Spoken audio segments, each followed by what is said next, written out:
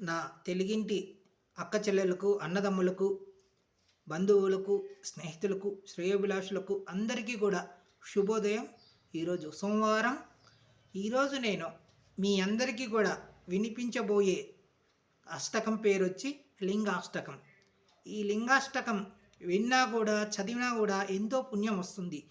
ఆ శివుని ఆశీస్సులు అందరి కుటుంబాలపై ఉండాలి అని, ఆయురారోగ్యాలతో, అష్టైశ్వర్యాలతో, భోగభాగ్యాలతో, పిల్లపాపాలతో మీ అందరూ కూడా ఆ శివుని ఆశీస్సులతో సంతోషంగా ఉండాలి అని కోరుకుంటూ, మరి నేనిప్పుడు లింగాష్టకం మీ అందరికీ కూడా వినిపించబోతున్నాను. ప్రతి ఒక్కరు కూడా ఈ లింగాష్టకాన్ని శ్రద్ధగా వింటారు అని, అలాగే ఈ వీడియోని చూస్తారు అని ఆశిస్తూ మరి మొదలు పెడుతున్నాను. లింగాష్టకం వినండి శ్రద్ధగా. లింగాష్టకం. బ్రహ్మమురారిసురార్జితలింగం నిర్మలభాషితశోభితలింగం జన్మజదుఃఖవినాశకలింగం తత్ప్రణమామి సదాశివలింగం. దేవమునిప్రవరార్జితలింగం కామహదహనకరుణాకరలింగం రావణదర్పవినాశకలింగం తత్ప్రణమామి సదాశివలింగం.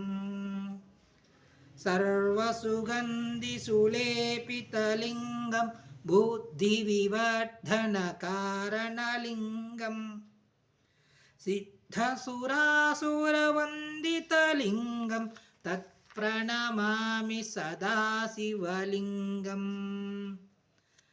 కనకమహామణిభూషితలింగం పణిపతిపరివేష్టితశోభితలింగం దక్షసుయజ్ఞవినాశనలింగం తత్ప్రణమామి సదాశివలింగం. కుంకుమచందనశోభితలింగం పంకజహరసుశోభితలింగం సంచితపాపవినాశనలింగం తత్ప్రణమామి సదాశివలింగం. దేవగణార్జితసేవితలింగం భావైరక్తిభిరేవ చ లింగం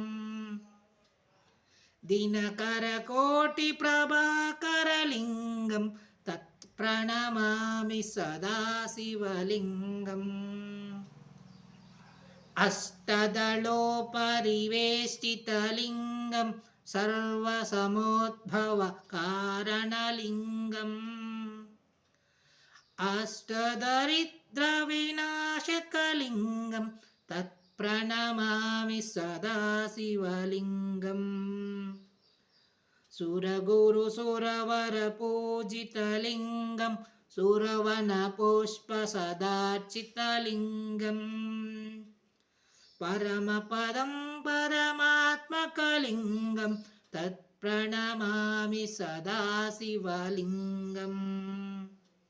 లింగాష్టకం ఇదం పుణ్యం ఎప్పటై శివ సన్నిధౌ శివలోకమవాప్నోతి శివేన సహ మోదతే. లింగాష్టకం సంపూర్ణం. ఓం నమ శివాయ. ఆ శివయ్య ఆశీస్సులు అందరిపై ఉండాలని ఆశిస్తూ సమాప్తం చేస్తున్నాను లింగాష్టకాన్ని. మరి please subscribe my YouTube channel. స్వస్తి.